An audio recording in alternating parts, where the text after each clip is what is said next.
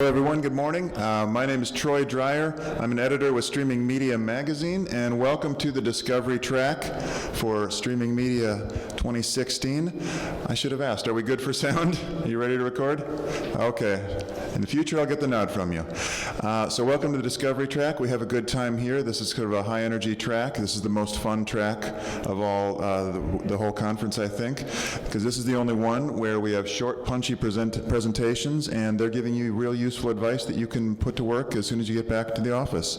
And you can ask them questions afterwards, and we have prizes.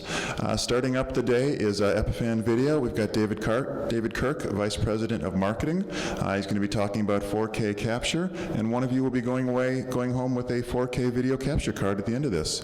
So David, take it away. Okay, thanks a lot. So today I do want to talk about 4K live video streaming. So for those of you who aren't aware, I'm sure most of you are, 4K has a couple different resolutions, but the most popular one is 3840 by 2160. And it's exactly 4 times a 1080p stream and exactly 9 times a 720p stream. So it's a significant uplift in terms of resolution when we go from 720 or even 1080 up to 4K. Most of the time when people talk about 4K streaming today, just in the general lexicon, it's often with respect to over-the-top services. So things like Netflix or other streaming services where it's mainly a distribution problem. So the files are already up in the cloud, they're already encoded, and all you're doing is streaming those down to the user.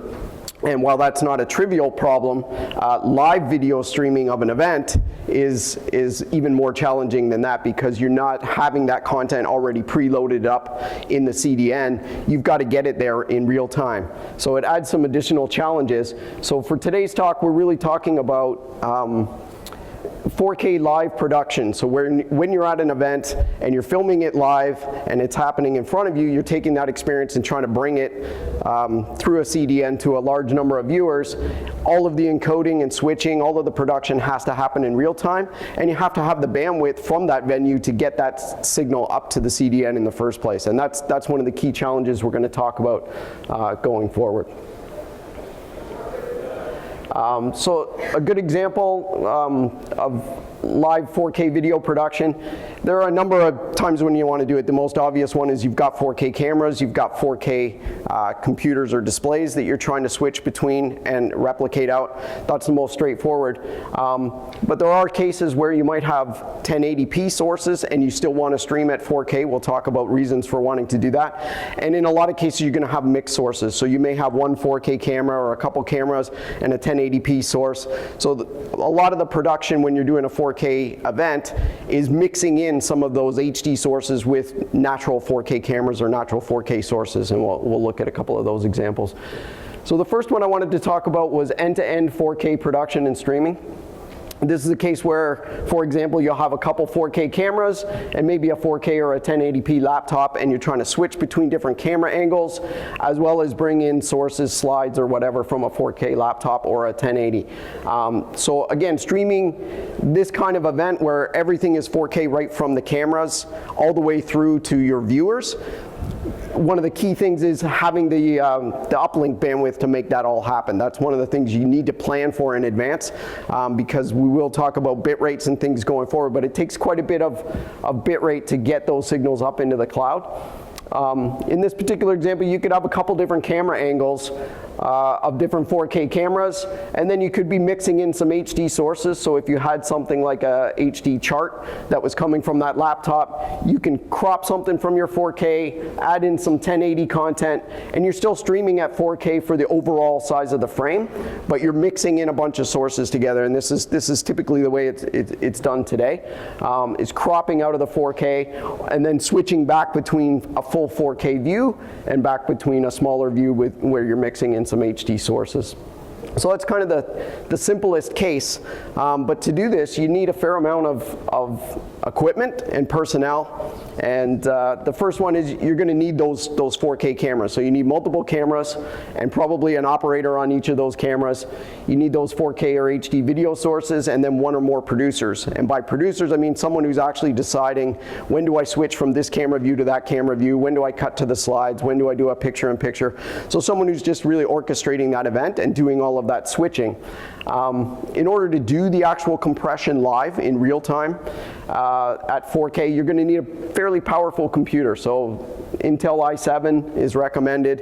You're going to need 4K capture cards, obviously, to bring those 4K signals in from either your cameras or your laptops, and a 4K capable mixing software that allows you to do that streaming. So whether that's done on an all-in-one appliance, and for those of you who know Epiphan Video, where I work, we do have these all-in-one appliances. We also have these 4K capture cards. So we play in both of these spaces.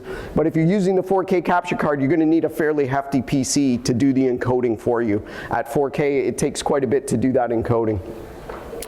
A second scenario I want to walk through is what we call the 4K composite streaming and recording. And the idea here is that you're starting with 1080p sources, but you have reason to put them together into a 4K frame and stream and record that frame out. And there's a number of examples where you might want to do that. And it's convenient that exactly 4 times a full HD signal is a 4K signal, so that you don't have to do any scaling of these sources. You can literally tile 4 of them together and build a 4K frame. So many of the equipment that you'll see that can do this kind of encoding, if you can bring in 4 HD signals, you can composite them all together and be able to do that. And we see that for security cameras, where people have multiple cameras, multiple views, but they don't want to lose any detail or resolution when they're streaming that out because it's being monitored at a remote site. Or another case is user experience labs, where you might have multiple cameras on the subject. You're also trying to capture the app or whatever it is they're manipulating. And again, you don't want to lose resolution by scaling everything down, but you're starting with 1080p signals, and then you're just going to composite them into a larger frame. Video wall recording is another one. If you're in a control room with multiple screens, again, you want to stream that out to somebody remote so they can see what the situation is, but you don't want to condense or kind of scale down that information. You want to give it out at full resolution. So there's lots of these reasons. Here's an example of just a bunch of cameras inside a casino.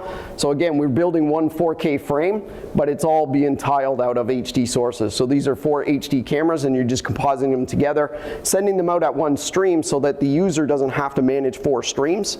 They get one stream, but it's 4 views already packaged at the production site to be 4 different full HD streams.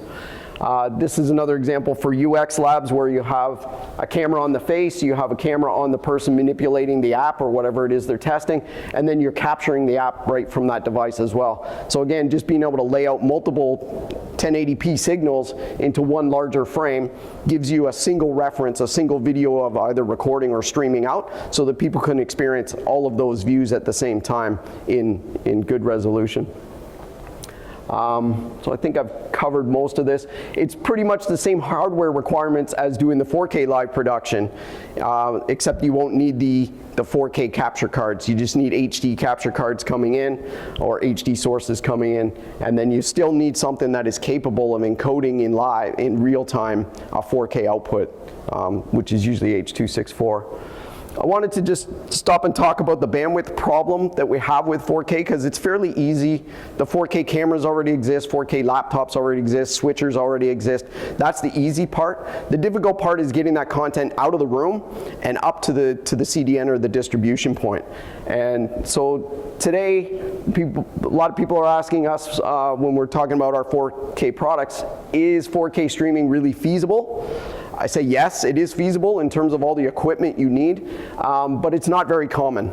And the main reason it's not common is that most people are still struggling to get out of buildings at 1080p or 720p, and it's mainly a bandwidth issue. It's not got to do with the switchers or the mixers or the cameras. All of that equipment is 4K capable, but getting out of the building, today we see people streaming, if they're at 720, it's usually at least 2 megabits, sometimes as much as 4, and at 1080p they tend to be in the sort of 4 to 8 or 6 to 8 range.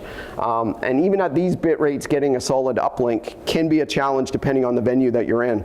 And you have to remember that you don't just need that bandwidth for a short period of time, it has to be for the whole duration of the event. So if you're doing something like this and recording a session where this runs all day, you need that solid 8 megabits per second all day, right? It can't be going up and down and sometimes 4 and sometimes 3. You need it pretty steady, and that's the big challenge. So when we try to move from 720 streaming up to 4K streaming, remember 720 is 1/9 of the bandwidth of a 4K signal. So you're talking about 9 times the bit rate of 720 and 4 times the bit rate generally of 1080p. So it is a pretty big extension. So for 4K, you might need something like 20 to 30 megabits of really good bandwidth, uplink bandwidth throughout your entire event, and that can be very hard to find. It can be very challenging. Luckily, there are a couple technologies coming down the pipe that's going to make this much easier. It's very practical within a LAN right now, so if you're in an organization, you're streaming within a venue, that's not bad. That kind of bandwidth is easy to come by, but when you're trying to get that out and up to a distribution point such as a CDN, that's where the real challenge becomes. So there are a few technologies that are coming down the pipe that are going to make 4K streaming much easier than it is today. So today it's pretty tough to get out of a building at 4K. The first one is HEVC. So HEVC, otherwise known as H.265, is the successor to H.264, and it promises to have the same video quality at about half the bit rate. So instead of needing that 20 to 30 megabits to get out of the building at 4K, now you're down to the 12 to 15, which is still a lot of bandwidth, but much more manageable than 30. Cellular bonding is another technology that you can readily find today that allows you to take multiple LTE modems basically and bond them together. So you get 4 megabits out of one, 3 megabits out of another, 5 megabits. You can glue it all together and build yourself a pipe that is reliable and gets you that bandwidth. In our tests where we've done that, we found reliability of that is difficult. So if you have a short event, you may be able to do it. Longer events, to get a steady 8 megabits or 10 megabits out of a bonded cellular solution all day is, in our experience, a little bit difficult. So if you're in a fixed location and you know what that LTE service is and it's very sort of dependable and predictable, that's great. But if you're taking your gear and going to a venue to stream an event, often just arriving and expecting that you're going to be able to get LTE bandwidth very easily because you're bonding it can be a bit of a challenge, and that's what we've found as we've gone out and done some events with our gear. We're finding that bonding cellular is great in some locations and not so great in others, and it can fluctuate pretty greatly over the day, so you have to be very careful. But luckily there are more and more locations that are coming out with dedicated data bandwidth, so large hotels, large venues where you can ask for and pay for a dedicated circuit coming out that will be guaranteed to give you that steady bit rate. So those are becoming more popular. Cellular bonding is only going to get better. When we saw the jump from 3G to LTE, that bandwidth is much bigger, and that's going to continue. And HEVC is going to help cut the required bandwidth in half. So things are definitely getting better. So for live production today, a lot of it is actually being done, produced at 4K, but streamed out at 720 and 1080 because of the bandwidth issue, and I'm going to talk about a couple of those scenarios. So one is where you've got 4K sources, but you're scaling them all down to 1080p because you don't need to record them at 4K, you don't need to stream them, you haven't got that bandwidth. So you're going to go out of the building at 720 or 1080, but when you show up and you've got your gear, you're presented with 4K cameras and 4K laptops. You need to be able to bring that data in, scale it down, and then bring it into your equipment to encode it at either 720 or 1080. So that's perfect for locations where you've got fixed 4K cameras, so you're not bringing your own camera, you're showing up and the guy says, here's your 4K feed. You better have a 4K capture card or at least an encoder that can deal with that. Another really popular one is what we call the virtual multi-camera, or the virtual PTZ. And the idea here is instead of literally having multiple cameras, you have one 4K camera that's covering the whole wide stage, if it's a stage or whatever you're trying to capture. And then what you're doing is cropping out areas of interest from within that larger 4K frame. So you're going to be streaming out at 1080 or 720, but you're going to be capturing everything at 4K and then basically taking little crops or excerpts out of that 4K image that you can switch between to simulate a multi-camera experience. So you could have a close-up on the podium, you could have a wide stage that captures the whole thing, and you can be switching between those. So the idea, as you saw in the presidential debate, 2 8x9 frames make a 16x9 frame, and these podiums were, I don't know, 20, 25 feet apart, but for a lot of the production, what they did was they cut them out and they put them side by side, and that's a really popular thing. So they've got one large 4K image, they're cutting out Trump on one side and Clinton on the other, and then they're gluing them together into a 1080p frame and streaming that out. So when you're starting with 4K with one wide frame, you can cut out 1080 chunks of it very, very easily and get to areas of interest. So you can cut out people in a group, or in a courtroom scenario, you could have the jury and the judge separately, and then the idea is over time you're doing live switching in your production, so you can switch from the judge to the jury, back to the judge. It makes the presentation much more dynamic for the viewers, because you're giving them multi-camera angles, but you're not requiring to actually have multiple cameras. You're just using one 4K source and cutting out the areas of interest and switching between them live. So the advantage of this is you only need one 4K camera. So in comparison to the first scenario where I showed where you had multiple 4K cameras and a laptop and you're bringing all that in this case you just need one 4K camera. One person can produce the whole show. You don't need multiple camera operators. You'll still need a very powerful computer to do that encoding and all of the scaling and cropping, or you can use an all-in-one mixer, streamer, encoder that does that. We recently did a write-up in Streaming Media Producer that you can look up that details exactly how to do this kind of virtual PTZ and how to switch between different 1080 sources that are actually all just virtual cutouts from a 4K. Of course, Epiphan Video does have products that suit this space, and Pearl 2 is one that we announced very recently. It's an all-in-one switching, mixing, streaming, recording, takes in 4K signals. So all of the scenarios that I showed here where you're compositing multiple HDs into one 4K frame, or you're bringing in 4K sources and switching in between them, or you're cutting them out and doing that multi-PTZ, this one little box can do all of that. So definitely on the side for the equipment where it comes to cameras and switchers and those kind of things, there's very affordable equipment to do your production at 4K. The most costly piece and difficult piece is the bandwidth to get out of your venue and up to your distribution point. And once you can solve that problem, then the equipment side in the room is fairly easy. It's a fairly easy way to go. So that was all I had to talk about today. I don't know if there are any questions that people want to ask. Microphone, does anyone have any questions for Dave? Anyone have a question about the work day? No? All right, go ahead. Are there challenges in using HEVC into CDNs? Are they set up to be able to ingest HEVC content? They're getting there. So I would say it's not very prevalent now, but it will be very shortly. I think the biggest challenge with HEVC is that, especially if you're encoding at 4K, it takes a lot of power just to encode 4K at H.264.